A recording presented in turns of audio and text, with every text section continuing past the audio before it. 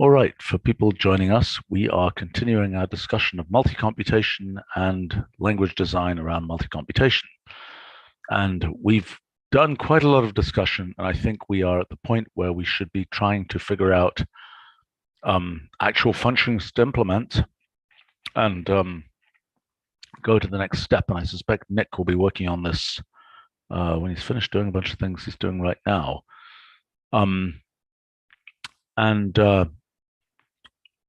We last time we talked about we talked about detailed control of evaluation. We talked about being able to know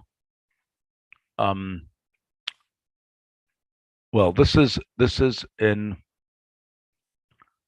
the world of so one issue is detailed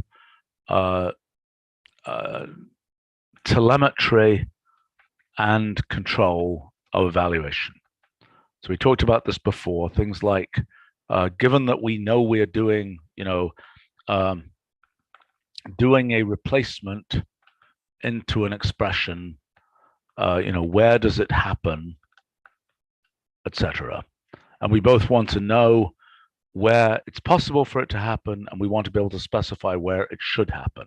Is that a fair assessment? So one function we need, like the it's kind of like this multi-replace thing, although I'm not sure that's the right name for it. But rather it's something which essentially is saying possible replacements of an expr and a rule or something like that. I'm not sure if that's quite right either, which then gives a list of, a tagged list of possible replacements that could occur, that could be done based on that rule. Oops, I should make this bigger.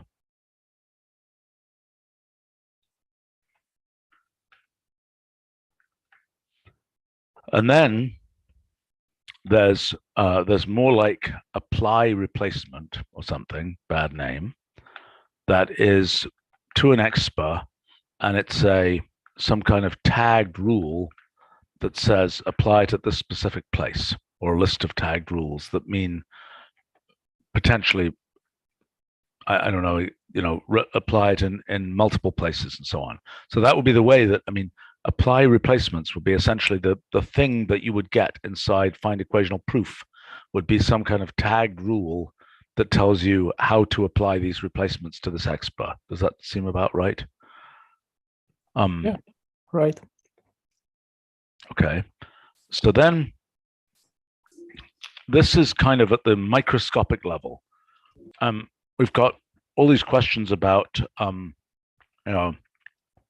got questions about pattern unification. We've also got questions about two-way rules, which are a new thing for us, but which I think are relevant to all of this.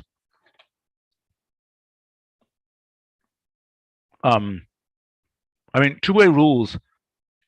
Okay, what's the relationship between, clearly if we have a two-way rule of the form, f of x blank, y blank, two-way rule,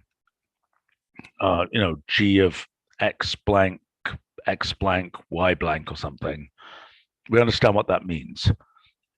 But is there a one-way rule where we can have patterns on both sides, or is this a feature of two-way rules that we end up with patterns on both sides? Well, actually, what we had considered for two-way rules is having literals only.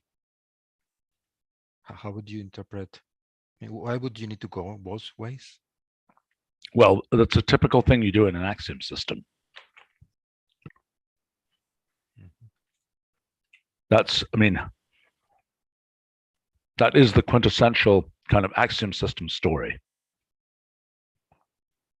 If we have something that says, this particular axiom is symmetric, so it isn't really an issue, but, something like this.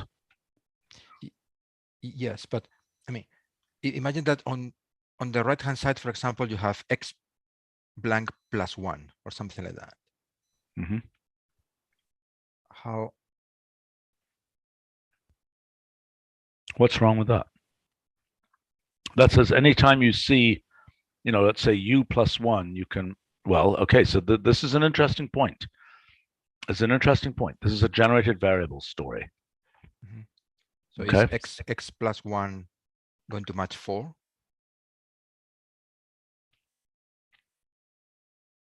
That would be a semantic match, which is not what we're doing. Mm-hmm. I mean, we would have these would only be structural matches. Right. But there is an issue of generated variables as soon as we have something like this. Mm-hmm. Yep. Okay, so one thing is the detailed telemetry and control evaluation. The second thing is essentially more or less dynamically generated graphs, I could say, which means things like find replace path,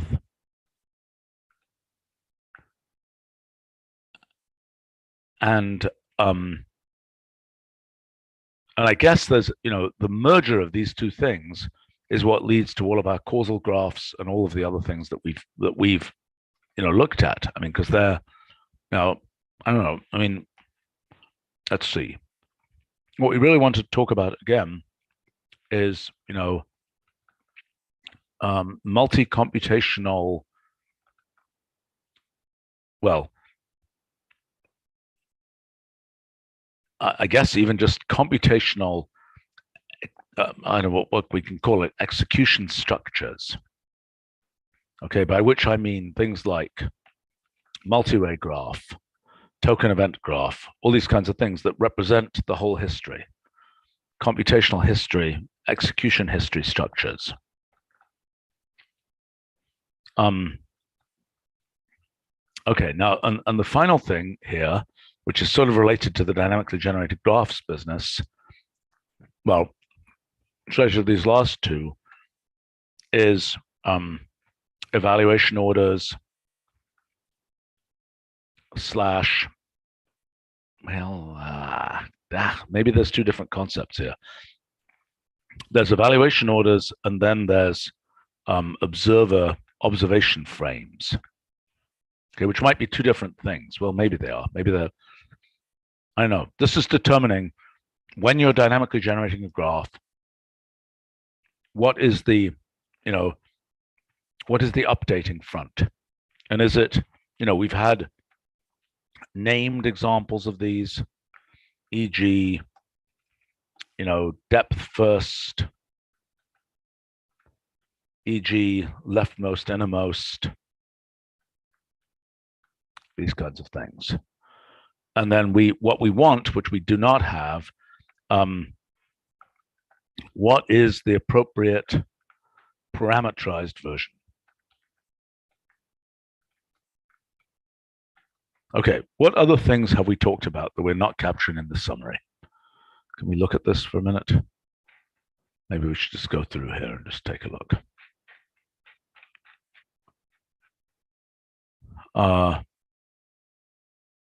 Okay, yeah, the other issue is, which is related to dynamically generated graphs plus infinite computations.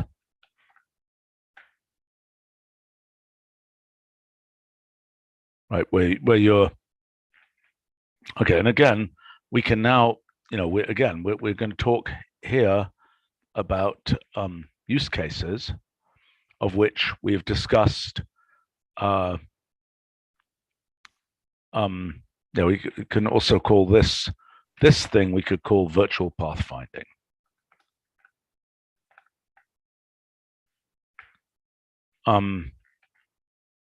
Use cases include sort of the quotes logic programming, and then also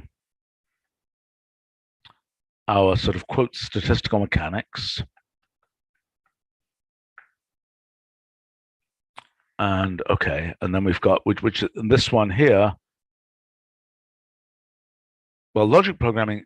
Okay, we've also got automated theorem proving, which has the feature, where the proof is visible. Am I making sense? So some of these others, like the logic programming one, it's less important. It's not clear that you need the proof to be visible. You just want the answer. Does that make sense? Yep. Okay, we had written down here some of these. So one of the things that's new since last time is that we do think, in terms of design, we do think that this using design or something like it is a way of, so where we say something like map using, well, now are we currying? No, we're saying using, it's like using position, comma, function. Yeah, using position, comma, stack or something, comma, F. And then this is feeding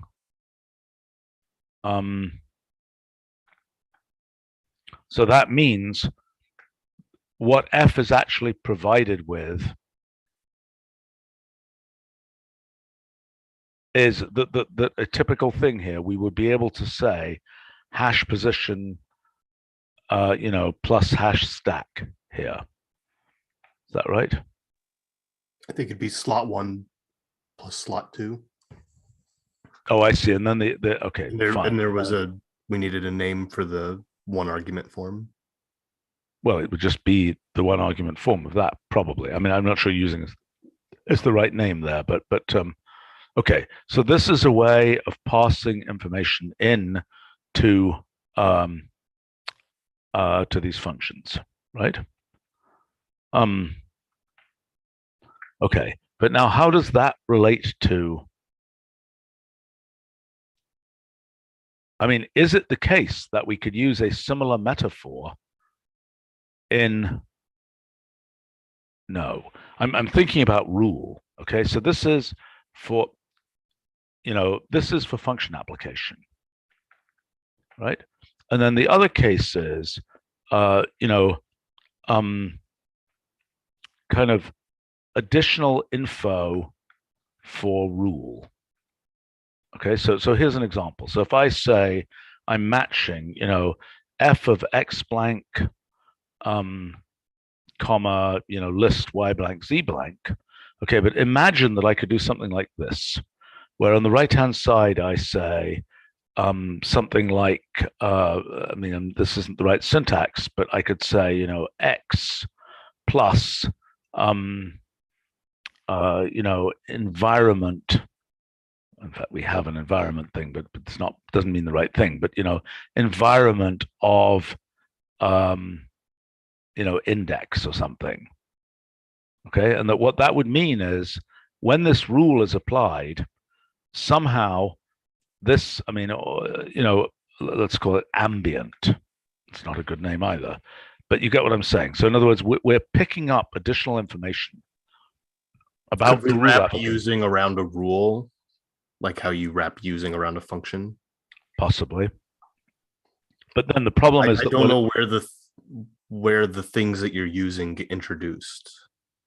Well, what I'm saying is that here, map is deciding, oh, I know what position, I know what index we're at. I'm going to feed that into the F. See what I'm saying? Mm-hmm. It's from the outside function. It's keeping track of that information. And by the way, I do wonder, could using relate to monitor?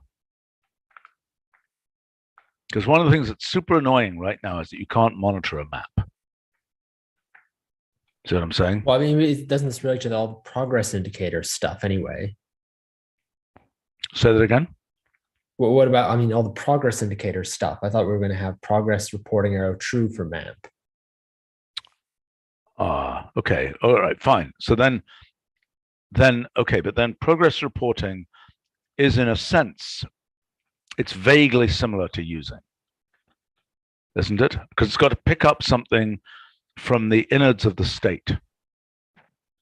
I mean, Yeah, but the thing is using, I mean, of course, the internals of map knows knows what iteration it's on, and that's where it's going to, report its progress. Using is just saying, it's just asking for those internals of map to provide different information to like mapping function. So But progress reporting needs like the big map and know where you are in the big map. Right? Whereas, What do you mean? But yeah, go ahead. But whereas progress reporting just need the local coordinates, if you like. But map knows, right, how much it has left to traverse, doesn't it? Yes, it does. So it has the big map, whereas the function itself doesn't have the big map. It just gets the local stuff. No, I know, but the whole point of this using thing, Roger, is that we're able to feed in to the local function.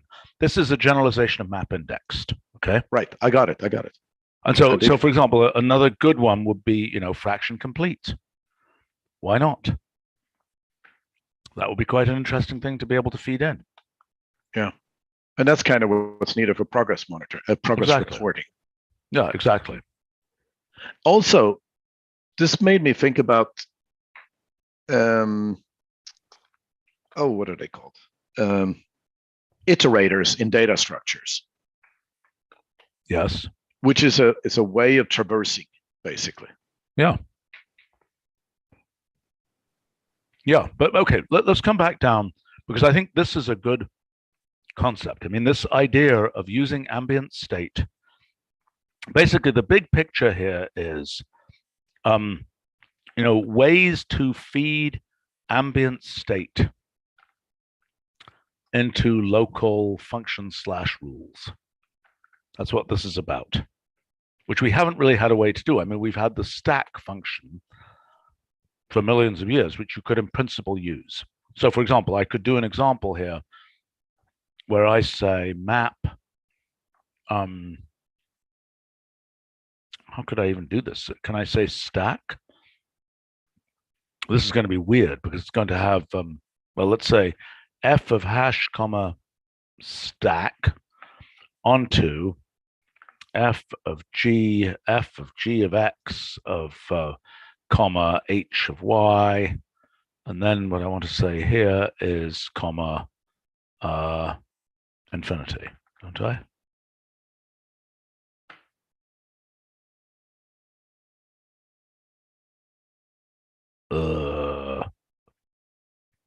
What exactly am I seeing here? I'm seeing some unevaluated. Am I totally confused here? No, I'm seeing the blank inside of stack. Ah. Does that help us? No.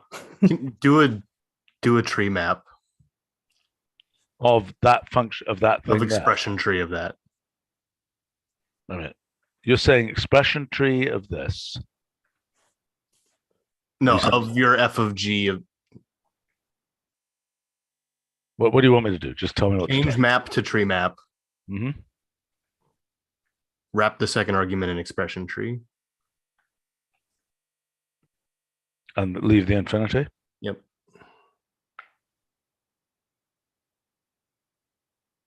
Horrifying. Hello. My computer is spinning. Is it going to crash? What is this doing? Is it going to eat its own tail?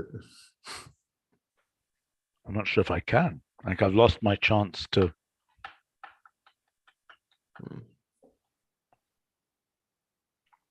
You're almost going to make me tell my oft-told story about. Use the front end to kill the kernel. I don't know that I can. It's just spinning. Go to activity monitor and kill the kernel. Suggestion. Nope, it's the front end. Well, do I kill the kernel here? Well, you should press. Oh yeah, actually that's it. You can see the memory just went up by. It's going up by about 1 gigabyte every second. Okay. You should probably force quit.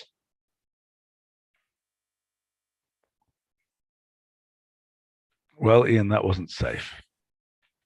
We're only at 18 gigabytes. Oh, splatteroo. Oh well. Okay.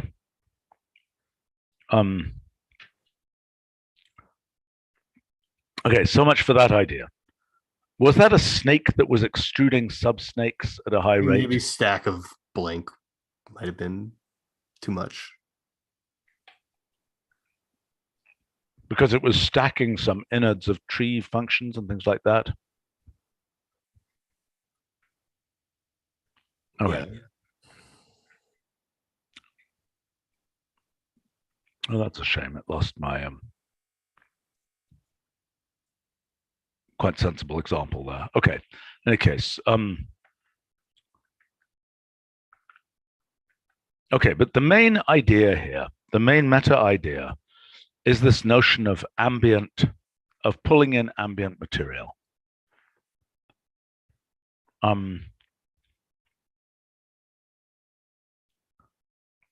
What is Nick suggesting here? That ambient of index should be rule slot of index, an analogy with slot. Not quite. So you're saying, you know, it's like the hash index thing. Yeah. Yeah, but it isn't. The point about it is it's not like function. It's not like applying to an association. Well, I don't know. I mean, the main point here is this is a new kind of degree of freedom that we've not really thought about before. I mean, this is a good, I think this is a good general idea, actually. This notion of, you know, pull in ambient stuff into a local computation. And so I think we need to work through that idea. But then the next thing is, the problem is, you know, the next question is, how do we record sort of computation histories? Because what this is doing is this is allowing us finer control. This here, what all of this stuff, you know. Isn't this like a so story?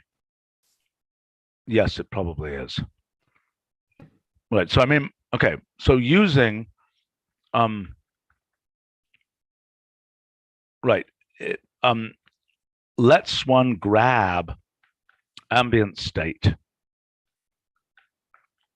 and use it, but the use is still local. It's just going to be whatever, you know, wherever you've recursed to, that's where it's being used.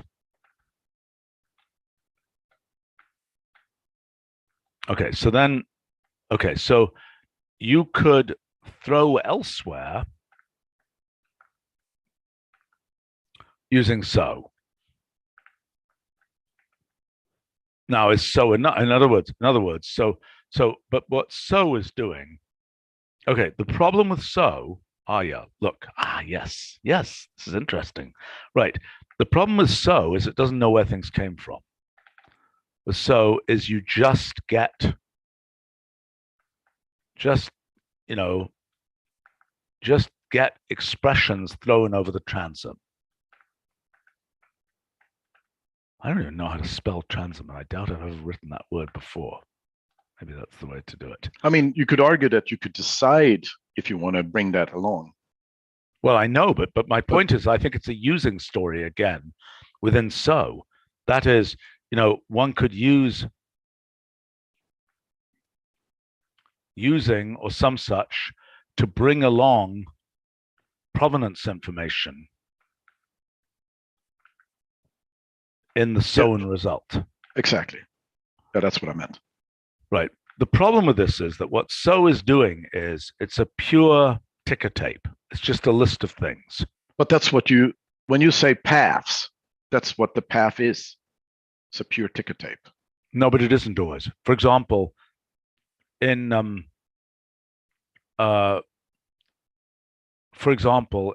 can be a subgraph. Let's say you're trying to find the you know, how to get from this expression to that expression in some multi-way graph. There can be a subgraph there. It isn't just one path. You might say, give me all paths that get from here to here. Right, but when you do map, you do a particular path, don't you? Well, yes, you do right now, but the whole point of what we're talking about is being able to generalize that. I mean, okay, I agree that this is, okay, so look, one of the things, what we don't have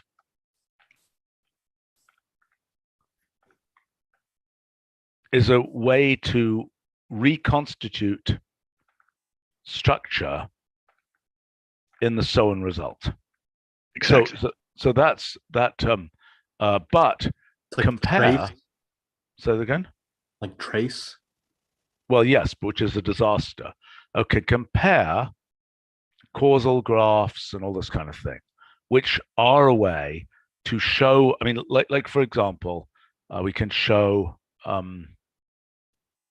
Nick's latest version, I think we showed this before, of, oops,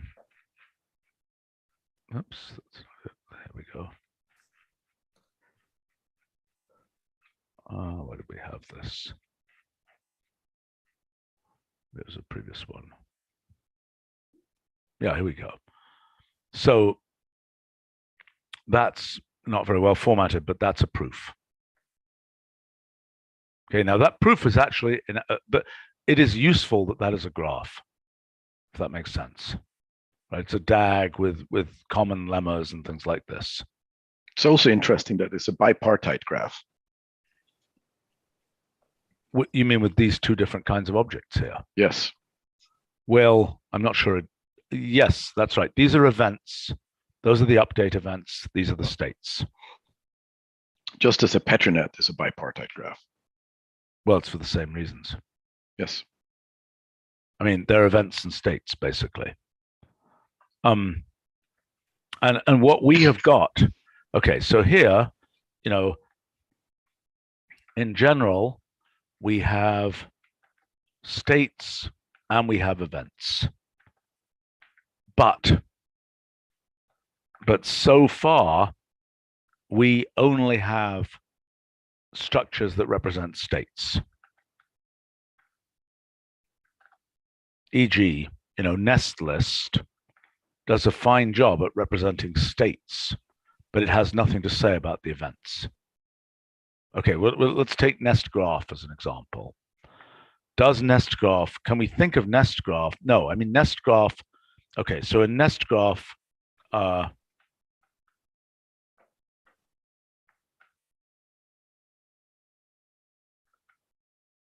in nest graph, the states are the nodes and the events are the edges. But that's not equivalent to this, is it? This is, there's more here. Nick, can you say, so I'm saying that this isn't equivalent to just having, no, it would have to be because you can have this edge. Because an event can have multiple outputs, for example, and multiple inputs. I see. So it is a genuine, so there really is, it's a genuine bipartite graph.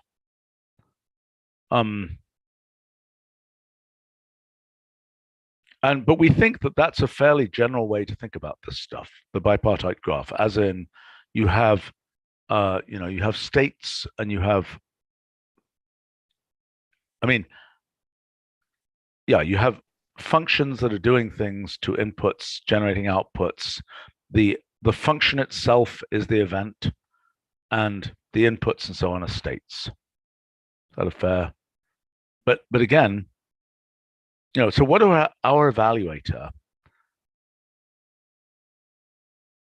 See, this is where we've discussed this before. We've got these two forms of recursion in our evaluator. One form of recursion, okay, so I'm just going to evaluation semantics, which, by the way, is what makes us, you know, unicomputational, single way, as opposed to multi-computational. We are unicomputational right now. And the way it looks, it's always, I don't know whether we can actually just build one of these, but it's always something which is of the form, you know, state goes to event. Okay. this is,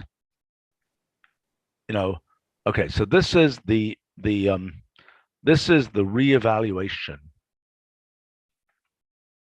sequence. That's case number one. Case number two is the expression recursion sequence. Expression recursion. Okay, and that involves going into, drilling through an expression, right? We all know, function to arguments, etc. Am I making sense? Right? Those are two different forms of recursion. Do we agree? Yep. And I mean, this is capturing this is the multi-way version of this form of recursion. I'm sorry, well, this really is the multi-way version of this form of recursion. Is that correct?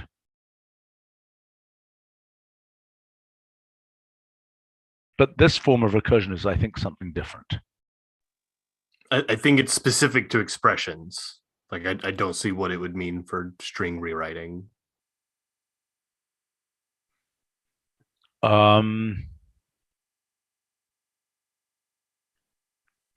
Well, it's a traversal order that defines an evaluation order, because the thing that you're evaluating are expression trees. I know, but for strings, the analog will be the order in which you scan for substrings. Mm-hmm. Which would be different than for expression trees. Indeed, absolutely. So I mean, okay, it could be an analog in string rewriting, but e.g., the overlaps option is an example of something which affects the form of recursion in strings, if I'm not mistaken. And by the way, this expression recursion sequence becomes even more complicated for graph rewriting.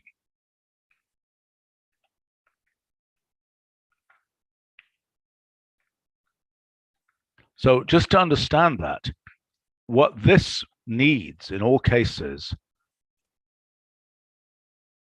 is, this is where the traversal order matters.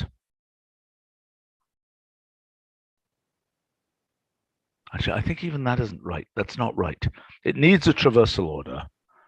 But so does this, because I think, right, as soon as this goes multi-way, this needs a traversal order as well. Although this isn't quite traversal. This is this needs an event ordering, which is a little different than a traversal ordering. Am I making sense? So I think what it is that the traversal order will cause you to have a different sequence of events. Yes, but you can also independently have a different sequence of events. Because remember, the event, okay, in unicomputation,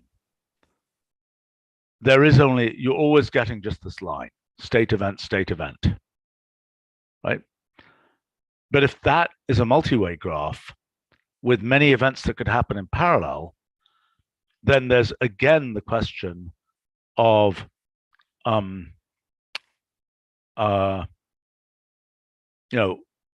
there's again the question of which event can you which order are you doing the events in? Am I making sense? Because in this case, there's no question about that, because there's just a single path of computation. But in the case where there's a multi-way graph, the ordering of events is not, events can happen simultaneously and so on. That makes sense? So the idea is like parameterizing how you can parallelize things in different ways. Yes, that is the story of general relativity in our physics model, et cetera, et cetera, et cetera. Yes, that's the story of our experience of space-time and all kinds of good things. Yes, I mean, it's also the story of, okay, so here's a confusing thing. we talk about breadth first search, for example, but I think that is much more in this framework where we imagine in breadth first. Okay, here's a confusing thing, which maybe two ideas have been conflated, which shouldn't be conflated. One is graph traversal in a graph where you have it. It's sitting right there in front of you and you can traverse it. And the other is virtual graph traversal. Now, for some reason, we're thinking of those two things together, and maybe they shouldn't be together. I'm not sure. In other words, in one case, right, you can say, I've got a graph which I could make, and I could do so in a depth first order. Anyway, I'm not sure whether those are, not sure how those relate. Let's see, some comments here. Nick is commenting, how would an inverse version of sow and reap, how about, maybe there's a word missing here, an inverse version of sow and reap for injecting information inside instead of extracting it would look? Isn't that just like you set a variable and then you use the variable? Or like a with, but Nick is commenting about co-substitution for evaluation by substitution will be like general message passing. Okay, let's see if we can understand what Nick is talking about there. Okay, first thing is a little tutorial for everybody about co-substitution, which is related to two-way patterns. This is yet a different thing. Okay, so this is co-substitution and what we might call co-evaluation, maybe. Okay, what is co-substitution? Okay, so let's say we have a co-substitution is Nick's name for this. So let's say we have f of x blank, something like f of x blank a, and we have two-way rule, something like f of b comma y blank. Is that going to work here? And the issue is, well, let's say y blank comma z blank. Okay, so here we can clearly f of y blank z blank clearly matches this. Right? You can clearly specialize f of y blank z blank to be this left-hand side, right? Using the binding. So substitution. Isn't this precisely the unification problem? It is closely related to unification, but this is a slightly, this isn't, yeah, this is a, okay, so the substitution says y specializes to x blank, z specializes to a. Isn't the question how this rule applies to some other expression? No, see here's what's going to happen. Let's say we're doing co-substitution, where what we want to do is to specialize this. I think I've got a bad example here. No, you can't. So they're going to be AA. FAA, comma A is the only solution. So which means that both y and x need to be A, or the assignments or substitutions, if you want to call them that. Yes. Okay. Wait a minute. So you're saying, right? The only case is z blank that this, in order to specialize this so that it matches this. What are you saying? You're saying x has. Oh, I didn't see. I thought the z was an x. Sorry. Nick, well, help us out here. Z needs to be A, but then there can be anything. It's kind of confusing. As long as they're the same. Depends what you're doing. You're substituting or just matching. I'm just matching. Yeah. Well, maybe I also want to substitute. So you're substituting first, second one for the first one in your two-way rule. Yes. What I want to do instead of, look, one thing I could do is to say match this to this, but the whole point is that you can match the other way around. By specializing the, I mean, we haven't got good names. Maybe somebody has a good name for this. It's like the operator and the operand, right? So one thing you can do is you specialize the operator so that it matches the operand. But the other thing you can do is to specialize the operand so the operator can apply to it. Do you have better names? Anybody got a better idea for names for those things? I guess I'm confused because with a one-way rule, you aren't matching the right-hand side to the left-hand side. Nick, give us a better example. This isn't a good example. There's a good example that we've used here. Let me find it. Nico, can you tell us a good example? Well, for in our block we have like rule x blank b, right? I'm going to find it. I'm going to find it. Yeah. When in doubt, just look at this. Okay.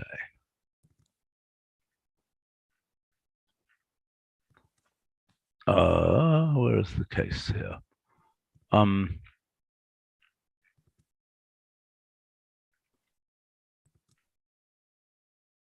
This should be,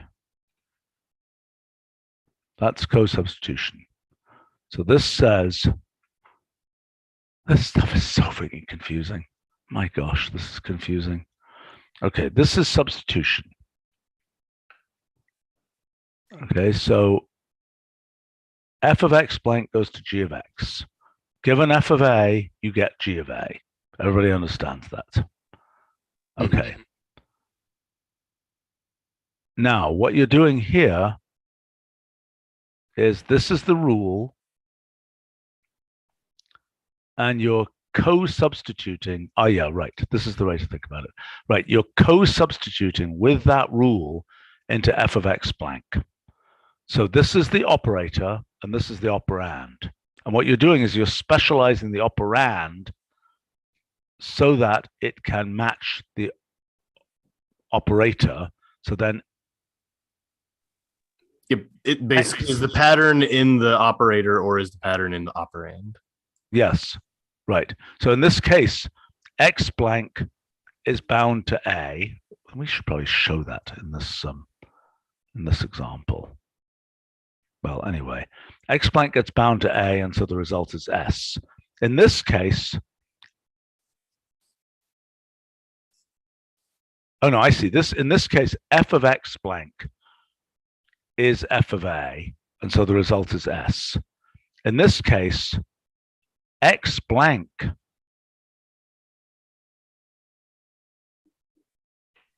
I'm so confused. What is the difference between the left-hand sides of these are the same? Here, Nick can explain that. You just have different positions. In the first row, you have This is highlighting. x specialized to a, right? In the second case, your x blank gets specialized with f of a. So it's only x blank got replaced. Oh yeah, that's right. Right. So this is saying in the second case, the replacement f of a goes to s is applied to x blank, which means there's still that ambient s lying around. So the result is f of s. Does that make any sense to people? So are these both valid co-substitutions? Yes, they're inevitably both valid. Okay. And here's another example. So we don't have a unique replacement that a co-substitution does. No, we don't have a unique substitution either in many cases. I mean, in this particular case we do, but with their double blanks in the business, we don't have a unique substitution either. So is Nick making a claim that there is a notion of co-evaluation? In other words, there's one notion, which is you are sewing, from deep inside an expression, you send up a flare about what just happened, and it lands in your sewing net, so to speak. Right? That's the case we've talked about. Right? So in other words, somewhere, so the order in which it lands in the sewing net is defined by all these evaluation orders, but there's no structure in the sewing net. It's just every flare sent from deep inside the expression, every event from deep inside the expression that happened, that generated a sew, is just thrown into the net. Okay, now is Nick describing something where there is a way of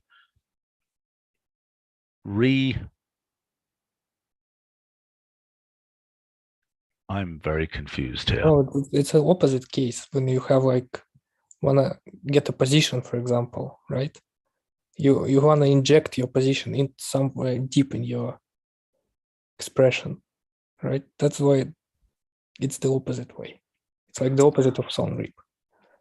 Well, you're saying like replace at or something, or replace part. Like you're using, right, prototype, using position, using index, using stack. You want to inject this position somewhere into expression in order to use it. Yes. Well, you're injecting it somewhere deep inside the expression. You are using that thing in this function from the ambient state. Now, what are you saying? So you're saying there's an inverse of this somehow. What is that inverse? I don't get it.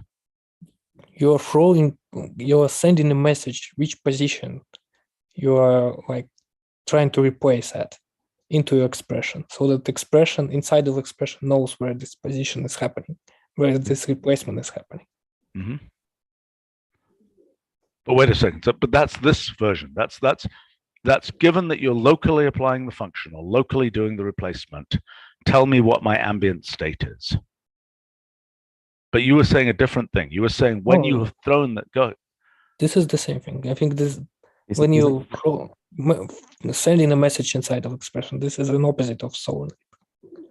Sound reap is like when you from the expression sending a message outside. This is like you're throwing it inside. I see what you're saying. I see what you're saying. So you're saying that, but still, okay. So, for example, when you sew, you could certainly sew the information on where am I. Right? You could sew the position that you're at into that outer net that is caught by the whole, reap thing. Yeah. I mean, the thing that I'm not getting is that, sew and reap have an unstructured sequence of messages that they receive. Just a message sequence. It's not, there is no, when sew and reap get their results, there is no sense of the structure. I mean, okay, so, in this case, this sew reap receive a ticker tape, so to speak, of what happened, can receive. Okay, and in that ticker tape, that could contain, hash position, et cetera, et cetera, et cetera. But it itself is unstructured. So in other words, let me give an analogy. This is like saying, I mean, look, it's very simple. It's like saying map so onto f of, I don't know, g of x of h of y, and map all so onto that and reap it. Okay, what we're going to get is, oh, I see. And I want the last of that. Right, that's an unstructured sequence of expressions, right? It contains no information about where, this is an unstructured list. Right? It does not contain information. It doesn't, for example, contain anything that sort of has a superstructure. So let me give an analogy. In this case here, we've got all kinds of execution history information, right? Is there an analog? Okay, is there a reap graph? In other words, which records the causal relations between so and things. Does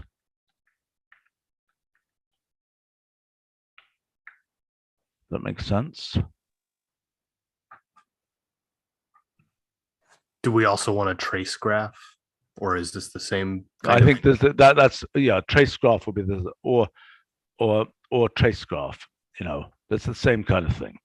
Yes. Because the whole point is, what I'm saying is, sow and reap lose the information about what the causal relationship between the different things that they generated was. I mean, sow and reap are like print statements. Okay, what's the difference between, the print statement spooling out from a program versus the thing that records the control flow? Now, recording the control flow is all well and good when it's a unicomputational thing. When it's multi-computational, it's a much more complicated issue to record the control flow. So we have echo evaluation is like a super primitive, like one-step version of that. Yes, we do. I mean, echo evaluation. You have nested echo evaluations. They print out with like increasing levels of indentation to kind of give you that kind of relationship. Okay, well, let's see what that looks like. I agree. And I wonder whether we could pick up, but for example, we can't pick up the tree of nested echo evaluations, can we? See, we could have here, this could be constructed as a tree, could it not? There is an echo evaluation tree. We just don't have it.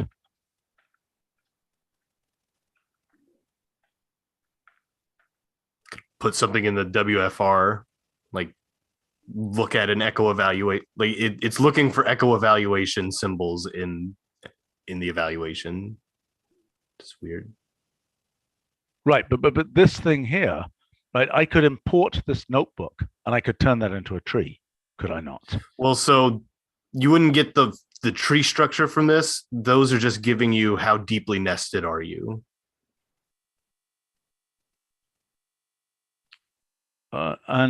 But why isn't that? Maybe you can tell. Maybe you can tell from how deeply nested and whether you have an opening or a closing. Right, but I think it is because it is a tree, because it's basically it is a traversal.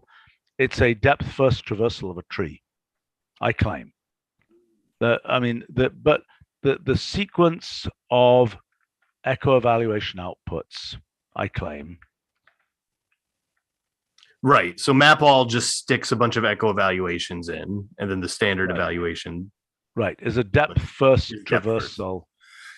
Right, because of the original, because of map all, basically. Well, it's just because of how expressions evaluate, not because of map. Yeah, okay, right. You're right.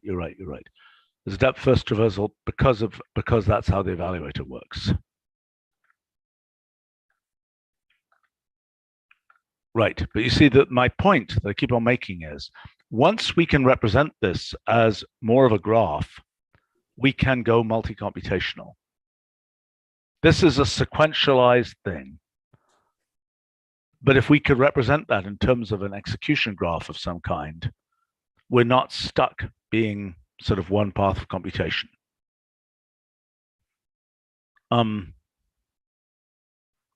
Okay, let's see. We've got all kinds of comments here.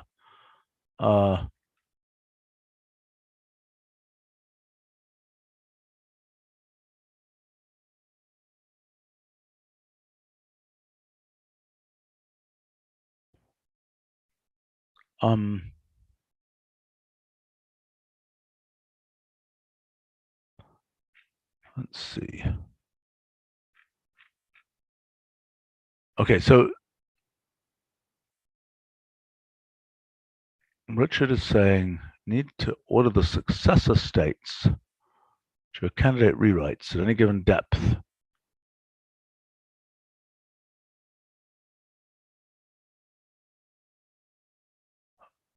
Look, I mean, this question about ordering what you do next. I mean, that's again this evaluation order thing.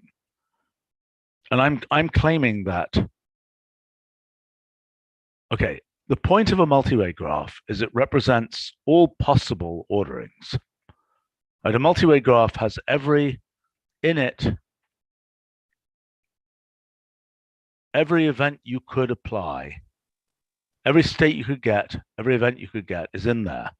The question of how you traverse it and whether, for example, you even generate the whole multi-way graph is a whole separate question. Okay.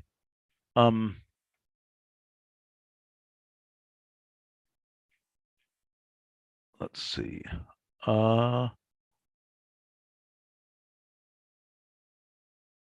Yes, right. So Richard is pointing out in the multi-computation case in sow and reap, right now we are simply returning the path taken. They're also, so for example, what I did in a version of find replace path that I wrote that somehow has been, I don't know, lost in some way, but let's take the example. Look here, if I label all these things, we can see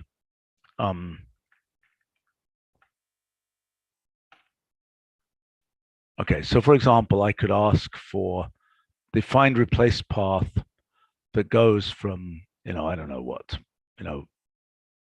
6 to 8, let's say. No, that's a bad example. 6 to 6, I don't know. I don't know where. 6 to 10, let's say. Okay. And the whole point is there's one path here, but there are other paths that I could take to get there. Am I making sense? And then in find replace path, one of the things you can ask for is the two limiting cases. One is give me a path, that's fine. Let's find shortest path. And the other is more like find path. Find path can ask for more paths and potentially can ask for all paths. But the whole point is, okay, the difference is, okay, so look, find path versus find path graph, we could call it. That's not the right name because the path graph is yet something different. Oh, I don't know, find paths graph, let's say. Okay, what do I mean by that? So find path, again, like so, just gives you, here's a path, here's another path, here's another path, right? Whereas find paths graph gives you the entangled sequence of paths, right? Okay, so the difference It is, should just be like paths graph then. Like find is irrelevant. yeah. Okay, so then, except we've already got path graph, so that's why it's confusing. Okay, but in any case, find path just gives disembodied list of complete paths. Paths graph gives the entangled collection of paths as a graph. Does that make sense? And we could do an example here to see the difference. I mean, we are, I don't even know how to do this, but people understand the difference between these things, right? I mean, in one case, we could say go from 6 to 10, and there are 5 paths we could enumerate. In that case, we're getting the subgraph that represents all the possible paths. Makes sense to people? Yeah. Like Roger, you're on board with this? Oh yeah, absolutely. That's the efficient way to enumerate, if you need to give lots of paths. Right. But that's not a thing we can extract right now. We don't have a function to extract that right now.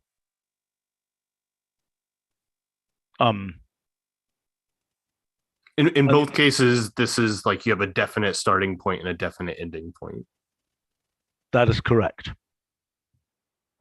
Now, I mean, but again, yeah, the efficiency is big. So if you blow it up to a tree, you often get exponential blow up, right? Absolutely. I mean, it's the no lemmas version of theorem proving.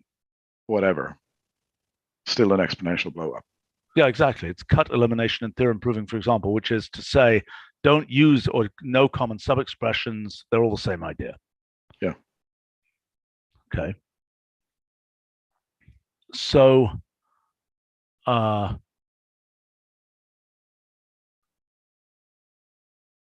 Richard is commenting that the data flow case is interesting, where you keep where values are bundled with their derivation history. Yes. Yes, but that's part of what is going on here. That's like, yes, that's right. That's a you know, okay, bundle an answer with its derivation. That's otherwise known as, compare result bundled with proof. That's essentially what we're saying. It's like you've got a proof assistant, here's the result, and here's the proof. You've got a proof function that, essentially that's useful when you've got something like one of these path things. That's not very useful when it's obvious this is useful when there are many paths.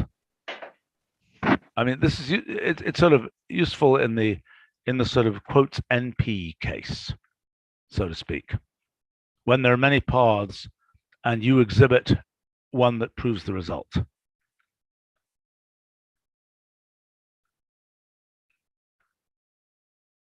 I think. In other words, that's the case where, to what extent? We used to have things like, validated primes and stuff like this, but right now we don't have. We say, here's the result of your computation. We don't give, other than with trace, which is not successful, we don't give the trace of how you got there.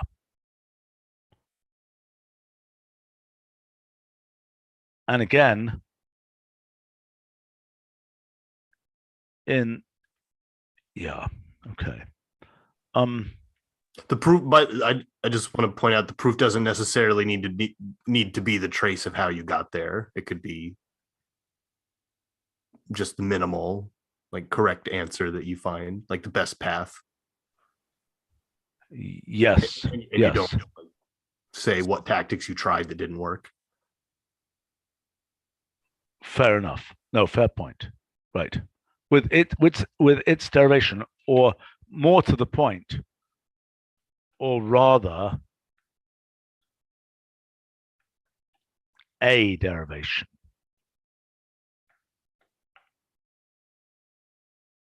Right? It doesn't have to be the derivation that you used. Okay. All right. So let's loop back. So we've got a bunch of concepts here. The first general design concept is the using concept. And we've got two different cases of that. We've got the case for function evaluation. Really, we've got the case of the two standard things that we do, which are, apply functions and you do rule substitutions. So in both cases, this concept can apply. We have a bunch of, I don't quite understand the rules case here. Because one of the issues here, okay, let me comment on an issue with this issue. Where is the position? What about nested maps, etc.? Whose position is it? Or is that obvious?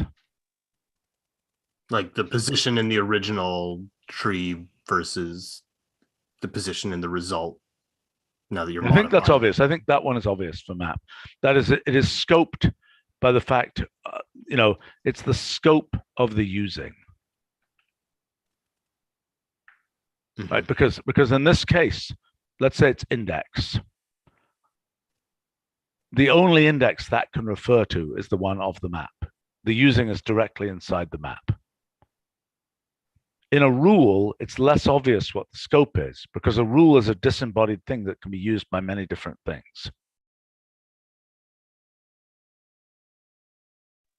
So maybe you have to use using wraps a rule, and then you can have this ambient thing inside it.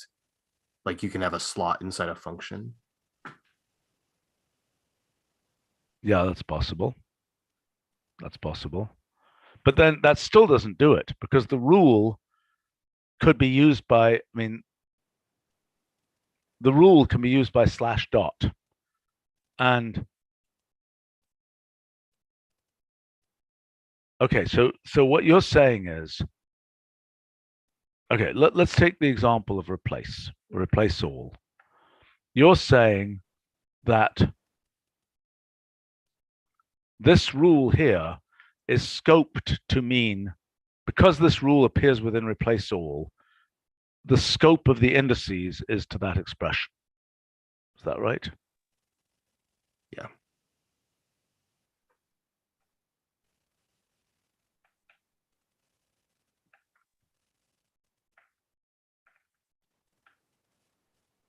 Okay, I have a question.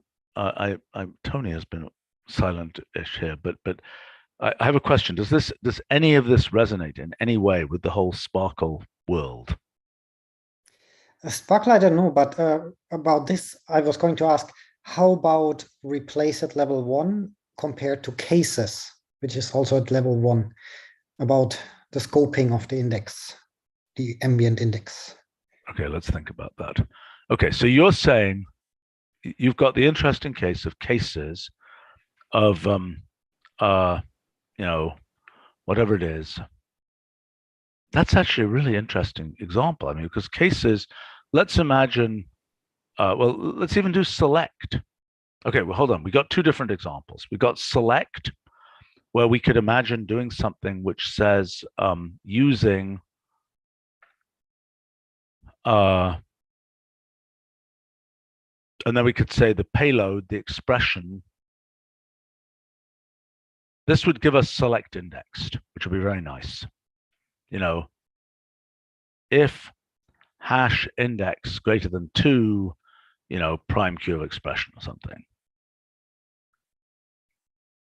That's really cool that would work. Right, so that's the select case, which I believe just looks really good. I mean, give or take certain details. Now we've got the cases case. And what are you saying there? So the cases case, I don't fully Do we need a understand. separate index and match index?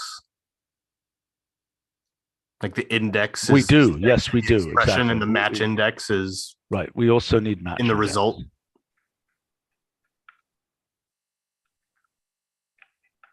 Or result index, or slash result index. Index and result.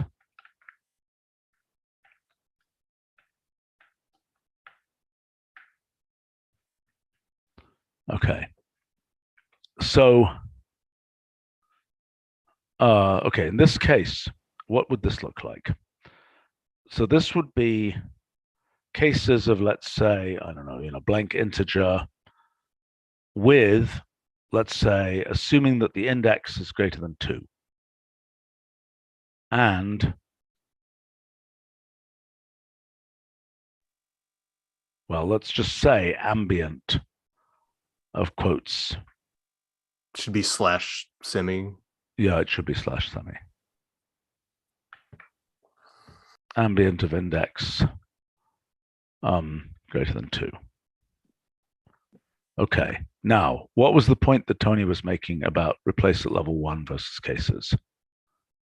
Yeah, so what do we do when we replace the head cases with replace and specify at level 1? Yeah, is it the same or not? And then at level 2 or level 3, how does the index structure change when we specify different levels? Oh, I have no idea. I mean, we haven't. Look, these names, index versus position and so on, haven't been thought through. I think they would need to be additional different names for, like, if you have multiple levels, you could have the index in the traversal, but you could also have the index in just like the siblings. Okay, look, types of data to feed in. Okay, we've got the expression. Okay, we've got whatever that is. We've got the position. That's reasonably well defined. We've got the. So about position, I was thinking that it matters whether you consider the thing that you're matching against versus the first argument of, say, replace. When you use replace at level 1, then those are different. Wait a second, I'm not understanding this. I mean, so there is a, this is the position at which the action, position in the original expression at which the action will be taken, was what I was thinking. I mean, that may not be the only possible thing there. I mean, action count, which, you know, which, I don't know how to say this, but I mean, which action serial number or something. That's a terrible name, but you understand that that's the nth thing that happened. Mm-hmm. I mean, otherwise known as AKA an event ID. Something like that. But Tony, is the point you're making something about these, the data that will be fed through using, which I don't think we're ready to discuss properly yet, or is the point you're making about the very possibility of using, so to speak? Well, the great number of possibilities. For instance, ambient could have 2 arguments, where the second argument is the X or the Y that it was bound to, in case you have a more complicated pattern on the left-hand side. Yeah. Oh, I see. Right. I mean, basically what you're saying is there's lots of telemetry. There's lots of sort of information about what's going on that is hidden. Yes. Yeah. Right. And this is an exposure. And the question is, I mean, this is the problem of trace, which is, you know, you expose everything and then everything, it's totally confusing. I mean, okay, I think a meta way to say it is, one of the very interesting things with the physics project and all that is that we've got packaging of representations of the ongoing structure of computations in a way that we do not have with trace. Trace is just a big mess. So the point is that these various graphs, causal graphs, all these kinds of things are a way of packaging sort of ongoing computation usefully. And that's what we have to look for here. Now, I think this local thing is going to be plenty useful. This is just, you know, this is easy to understand what's going on here. And I'm kind of somewhat optimistic that in the case of rules, that there is a well-defined scope for things like the index. Can anybody see that? Is that right, or am I confusing something here? Christopher or somebody, maybe you can. In other words, it's obvious if you refer to an index in a rule, there is a unique place at which that rule will be applied, I claim. Although the there might be Yeah. multiple choices. I mean, like, for example, there's the outermost, like, you know, you could have a pattern where, you know, something like f of triple underscore x underscore triple underscore, right? There are multiple choices for where the x could go. So you can give the index of where the f, like the outermost part of the pattern. I agree. The outermost index is givable. You know, not necessarily. Consider the orderless pattern sequence, which contains an x underscore, y underscore, and a triple blank. Ugh. I see what you're saying. So now you're making the point that there is a difference. But look, the one thing that is true is in the original expression into which that pattern is matched, so to speak, there is a definite subpart of the expression which is being matched to that big blob of orderless pattern. Isn't there? No, your point is we do not have a well-defined subtree that corresponds to an orderless pattern sequence. Is that your point? Yes. Yeah, you're right. Yeah, okay.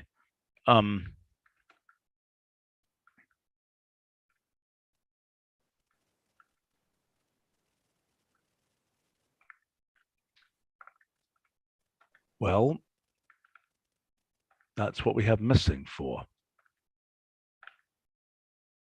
I mean, I think that's a case where perhaps the way to think about it is question mark, is index missing in this case? I mean, maybe that's the way we deal with it, that some of these concepts just don't have a, just don't have a meaningful way to be handled.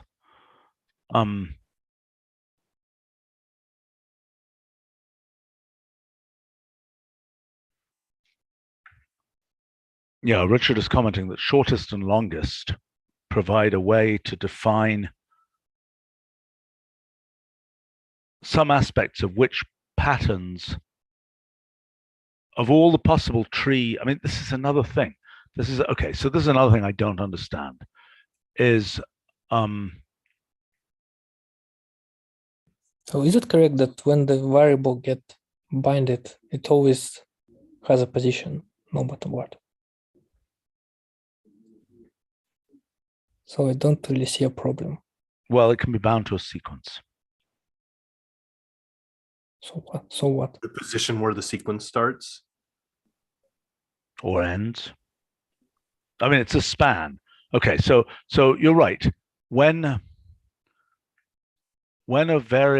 pattern variable is bound, the thing it's bound to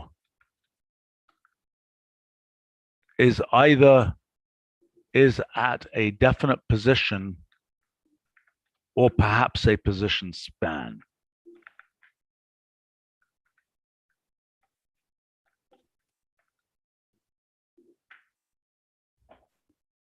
Yeah.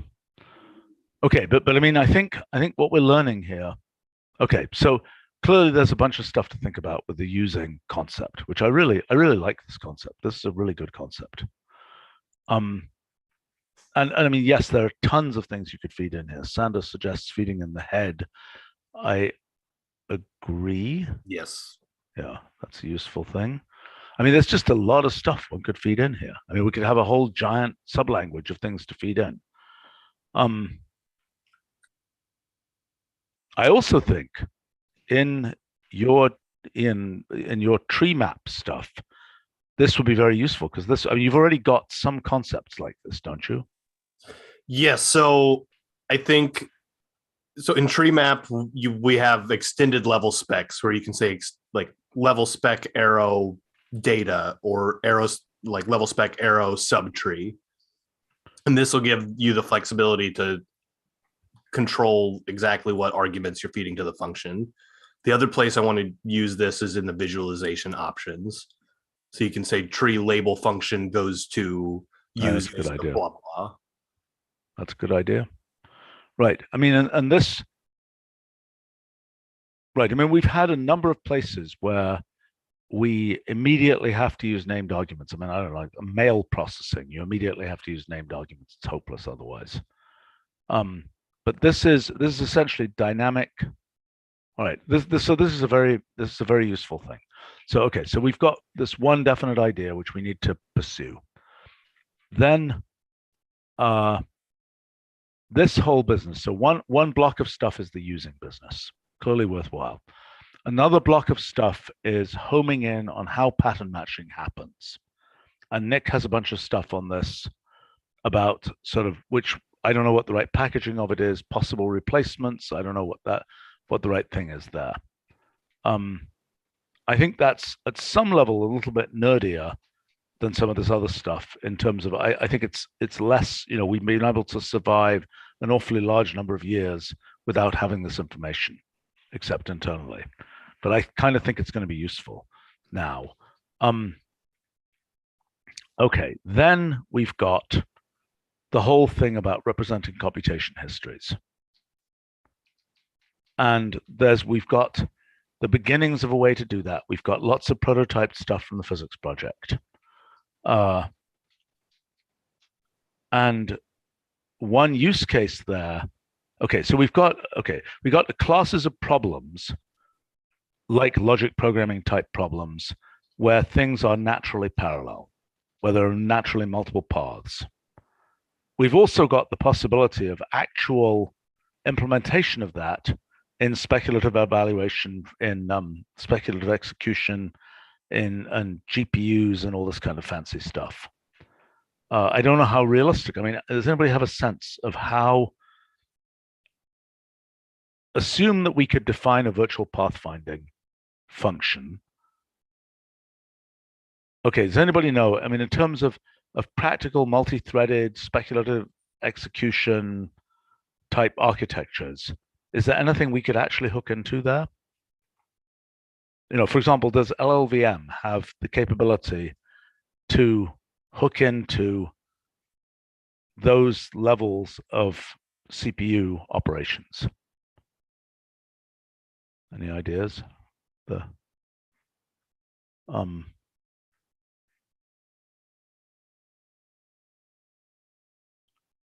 Yeah, I mean, Richard's comment on auto vectorization, that's definitely one thing, but that's I'm thinking of a, you know, I mean, it could very well be that what we can define with our multi-way graphs, okay, I don't even know how I remember when people were doing this back in the 90s. People had, you know, were trying to figure out, does this Fortran program, you know, can this Fortran program be parallelized? And they had essentially execution graphs for that. But I have no idea what happened to all that stuff.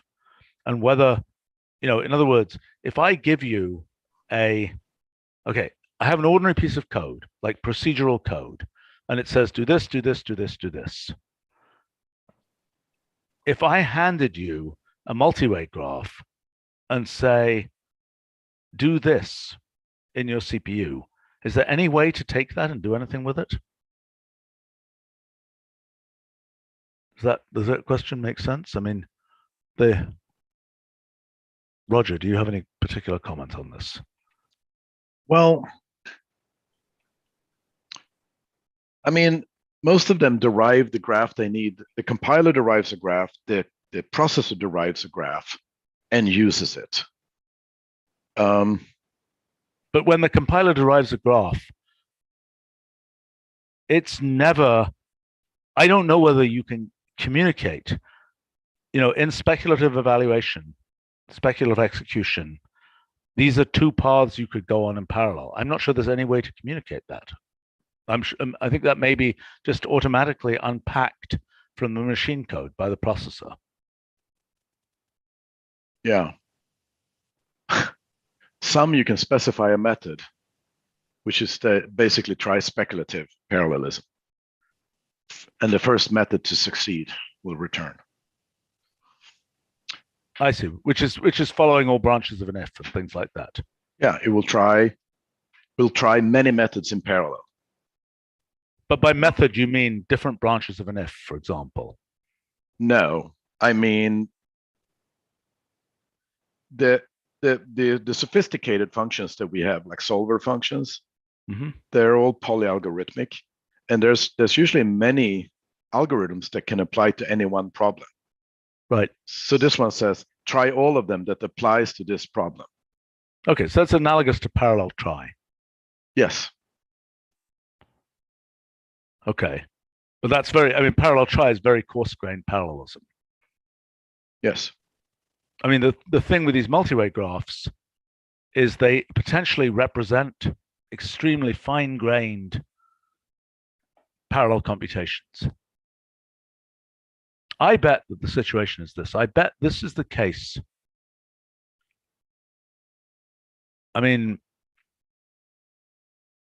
look, a flow chart, for example, has a particular form where there is a path you take through it.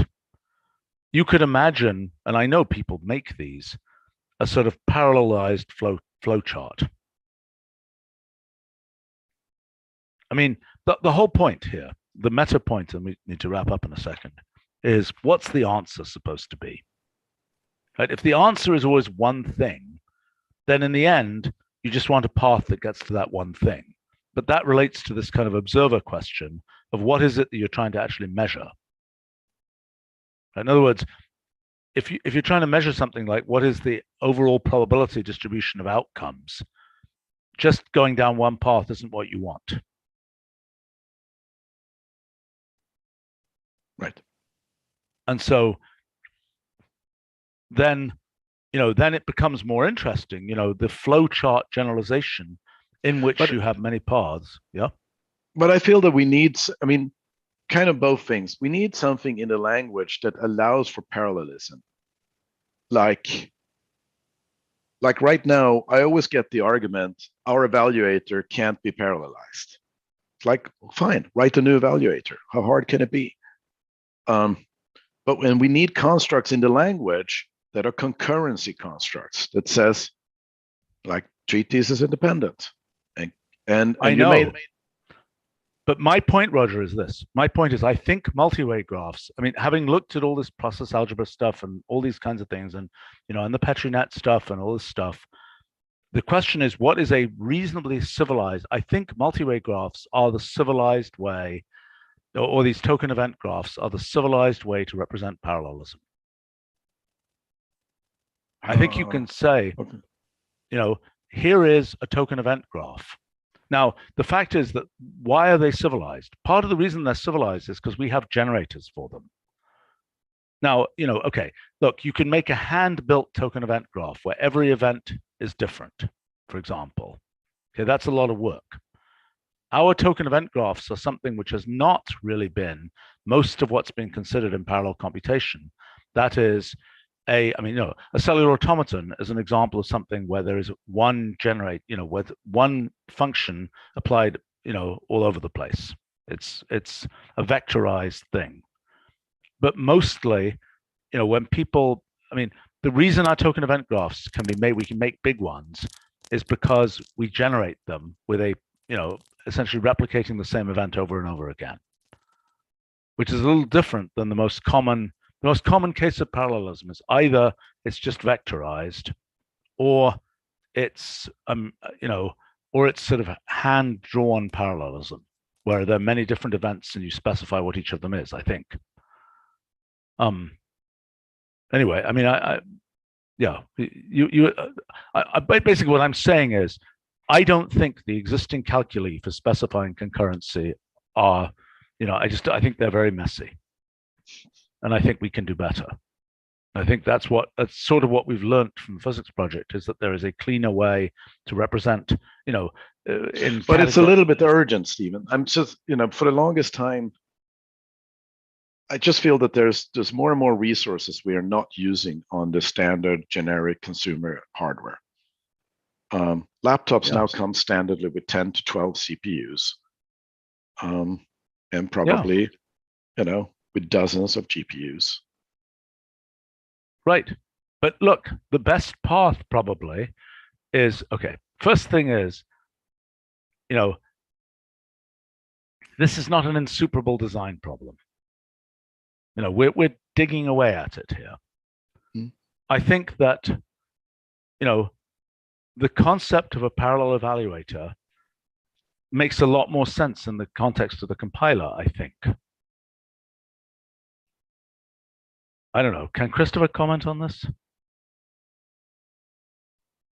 I think that I think that, like, as we already have, there are certain functions that can kind of have special multi-threading stuff. But if you want, like, generalized code to be parallelized, that's a little more complicated. I don't think there's a magic compiler solution. I know. And what I'm saying is, I think that writing parallel code other than vectorized stuff is pretty hard for humans. And I think the goal is just to make it so that, I think the goal would really just be to make it so that, functions like, certain functions like map and so on are sort of easy and cheap enough to parallelize that, they just by default are. And then, but that feels like where we were 20 years ago. Well, but the problem with 20 years ago and still now is that stuff like parallel map, you can't just map over something in parallel. Like, there's so much overhead, it's an expensive thing, right? And you have to launch all these kernels and so on. Yeah, but the compiler, the previous generation of compiler auto, parallelized map, right? It was compiling, running it for certain things, and that could be parallel. Right, even the because it knows previous that there aren't compiler. side effects and so on. Because if there were, it wouldn't be able to compile them. Right. Yes. But I mean that's sort of what I mean is that that's sort of the difficult part, is that I think in general, you know, for a general program, you can't parallelize it, but there, you know, in most cases, depending on how it's written, you can. And it's sort of a question of if you can do it cheaply enough, which may involve changes to the way the evaluator work, then I think that so. would be, you know, Yeah. That's where we're at. You know, so I haven't kicked this off. We kicked it off a little bit and then we stopped of using the current parallel tools because they are at the process level. Yeah. With separate Mathematica. And that's fine for certain, you know, big things. We have a few functions that use them directly, and there are more WFR functions that have, you know, parallelized true and false, you know, whatever it is. right. I mean, it's a very heavyweight thing. I mean, when we could start massively doing that in symbolic computation, and we started, but people complained.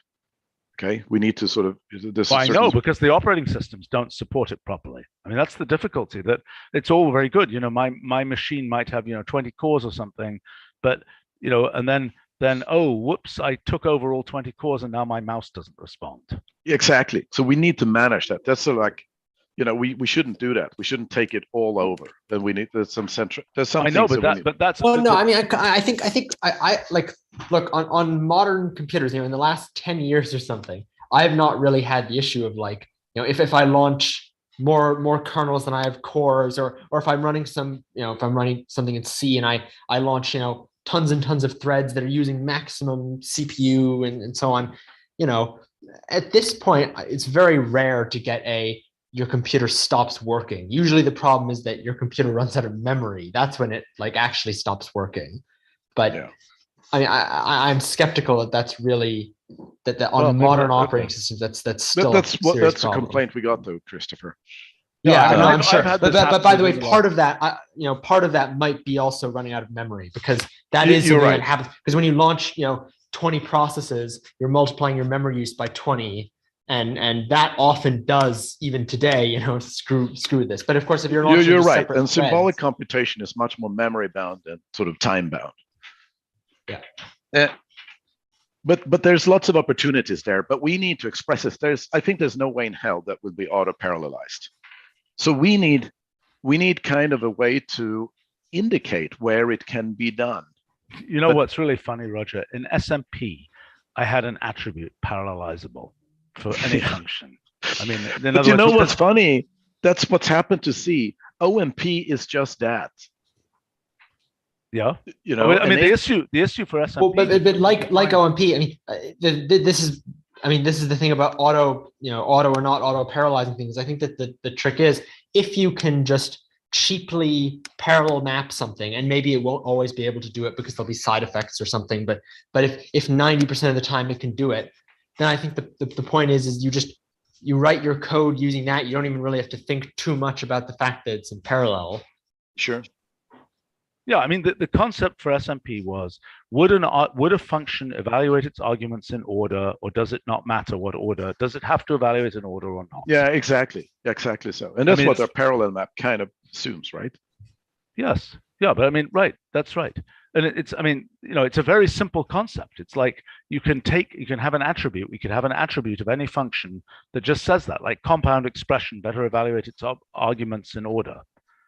But, you know, list, for example, doesn't need to evaluate its arguments in order. Of course, you could have list arguments that have side effects in their evaluation, and then it's toast if you don't say, you know, I mean, I wonder what would happen. Well, but so now you have to go a step further, though. I mean, this is related. This is exactly the shtick of these like concurrency things and coroutines and so on. But then you have to go further, because then the issue is, okay, suppose, you know, how do you have a deeper structure where each level of it can sort of be asynchronous, if you know it, or it can be computed concurrently. Because if you just have a list and you say, oh, the arguments can be computed concurrently, you implicitly are basically, you know, you submit all these coroutines for each element of the list, and then you have a wait all, you know, for those coroutines, and then that has to finish before then that list finishes. So I know. this is exactly what we are talking about here, because this is exactly this whole business about multi-way graphs and foliations of multi-way graphs and about recursion inside expressions. These are exactly these same issues, because that thing you were just describing about a coroutine within a coroutine and so on. And but maybe that's actually okay. I mean, coroutines inside of coroutines, I have to think about it if that would just that might just work actually. But no, but yeah. your issue is when is there a synchronization primitive, right? And my point is, even the concept of a synchronization primitive is a primitive concept, so to speak, as in that assumes that you are going for one answer, which you aren't necessarily. Well, it might not with matter. our current semantics, you are, but yeah. Well, I know. With our current functions, and for most programs that people will write, you are looking for one answer. Well, okay, yes. I mean, I think that there's a class of yes, right, but you want to be able to parameterize the case where you don't just look for one answer, and it might also be of high interest if we could do essentially Monte Carlo simulations. I agree that the current semantics. I mean, right. I mean, the thing is that the way that concurrency is generally dealt with in computer science is you sort of assume, or you try and prove that the different coroutines are independent, that the orders they run in they won't affect each other, and so on. And some that they can run in any order. So I mean, sure, you can say that. No, well, that there means might be the interesting causal things graph. you can do if you have coroutines that can influence each other, or not just can influence each other, but where the order of evaluation matters. But it's just that's usually the goal in designing these things is to avoid that. Right, it's essentially a confluence property. You want it not to matter, either not to matter what order it's in, or that there's some, I mean, these things I think can be stated. Okay, in any case. But we have lots of things. I mean, so there are, particularly on the symbolic side, we give, we're happy to give any answer that are equivalent to the other answers. Yeah, that's a good point. A simplification, for example, yes, we could do. Yeah, but it actually happens now because there's like timers, there are timeouts. And depending on where you run it, you will get a different answer. But we should take advantage of doing it in parallel instead. Right. Since the answer is non-deterministic anyway, why not actually use non-deterministic computation? Yeah. Right. We should wrap up here. This is all very interesting. We are making good progress here. I see Richard has put lots of references to lots of things in here. That's interesting. And quick summary would be formalization of the evaluator would give a lot of mileage, I think. Yes, except I think it will be horrifying.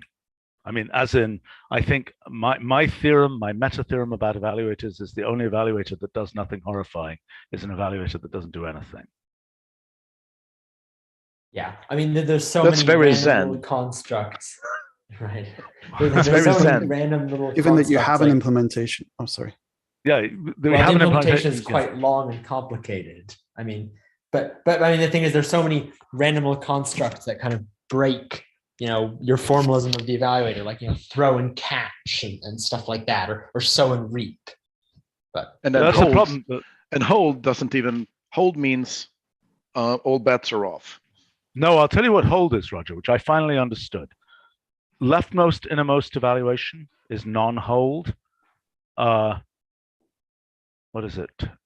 No, I think hold is no traversal order.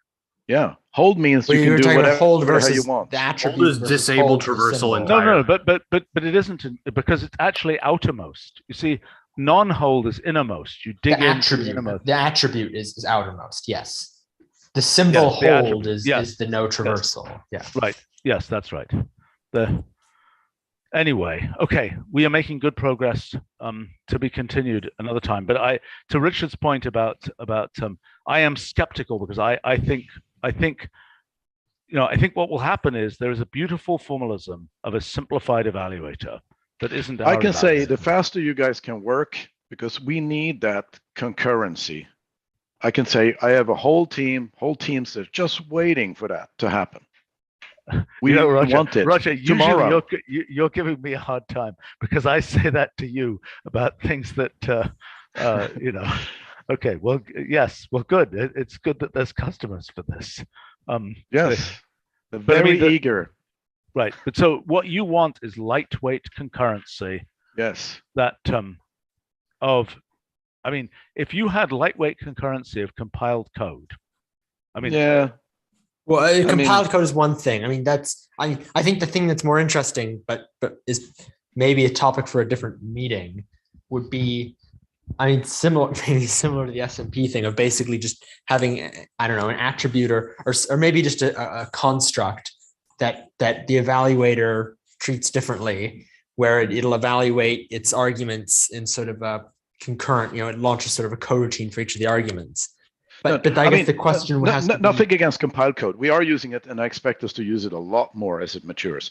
So all that stuff is great, but we want the sort of the regular language. Right. The question Christopher absolutely. is asking, I mean, the question though that's going to come up though is of course what happens when you can't, like what happens if they interact or like if they share variables and stuff like that. Right. Well, I mean, I think what Richard is saying, Christopher is also saying, is if we could have even a lightweight version of the evaluator that does, for example, that doesn't allow assignment of variables, for instance, that can have, that's pure functional, that, that can evaluate in, where we can kind of formalize it and prove that it's okay to do, the evaluation in any order. I bet we could implement that with actual coroutines and things. Well, I wasn't even thinking about having a minimal.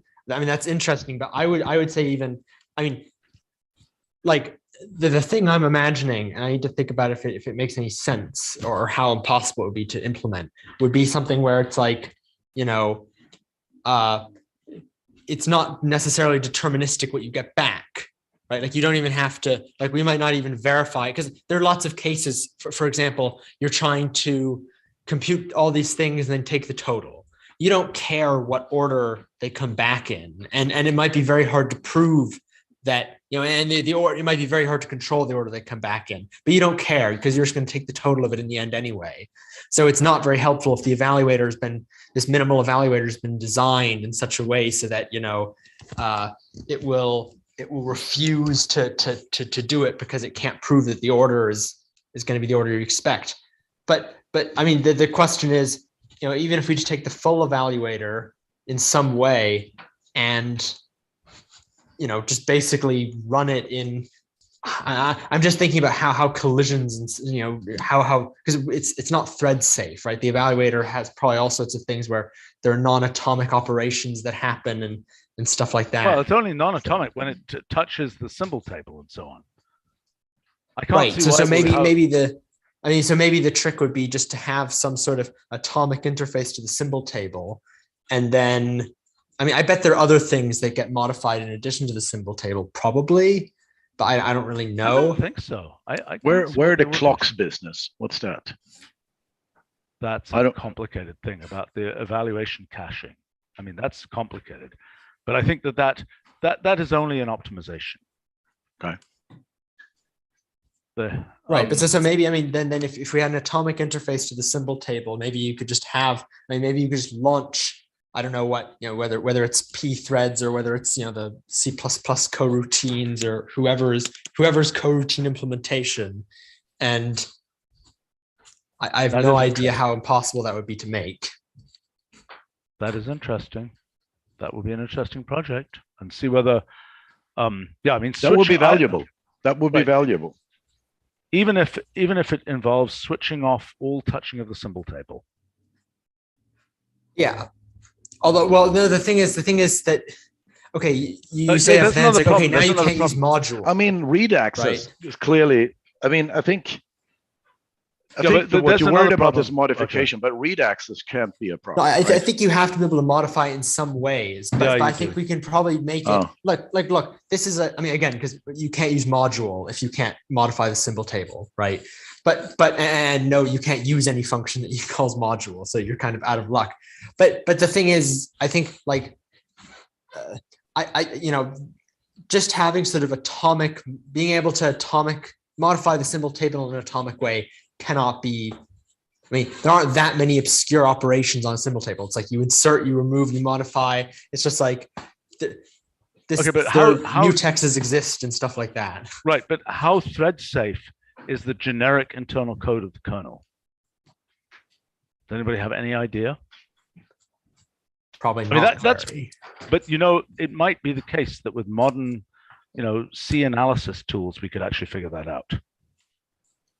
I don't Honestly, know. I don't really know. I mean, how can things, I mean, I thought generally speaking, things are not thread safe because they're sharing resources, or because there's some central resource like the symbol table or like other random, global variables or something that are set up, and you're modifying those. And then so now if you have multiple threads, it's not clear how that works. But I mean, your claim was that basically the main thing is just the symbol table. Yeah, I'm not sure that's true. I don't know. I mean, that's the question. I think there are Whether there's other any global caches and information. stuff that they're set up. that Yes, There are we things like certainly the have a lot of message caches. list and stuff like that. We Like, have I'm- lots of yeah. caches, but I suspect that we could figure out, we probably could do an analysis from the C code, even using our nice, we have all that stuff now, which I don't think has been much used, that Chris Cooley wrote for, making AST trees, ASTs from actual C code files and all that kind of thing. I bet we could do an analysis of whether, what touches anything that can be a global resource. Anyway, this is interesting stuff, and I have to go.